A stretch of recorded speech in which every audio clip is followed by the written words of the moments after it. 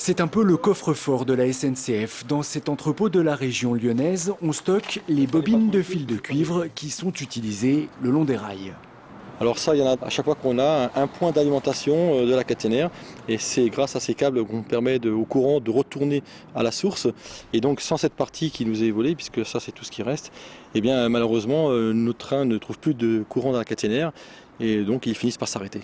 À chaque cambriolage, les trains s'arrêtent et le problème, c'est que les cambriolages, justement, explosent. C'est simple, en 2010, dans la région Rhône-Alpes, les vols de cuivre le long des voies ont été multipliés par 6. Ça représente plus d'un vol par jour. Et donc notre priorité, c'est d'informer les clients et de réparer le plus vite possible nos installations pour rétablir les circulations.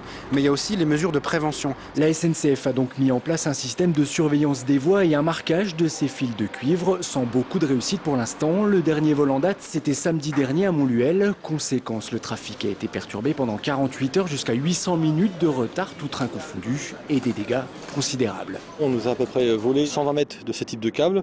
On nous a volé également des plaques de cuivre qui représentaient à peu près 100 kg et on estime le coût à peu près à 500 000 euros de dégâts pour la SNCF.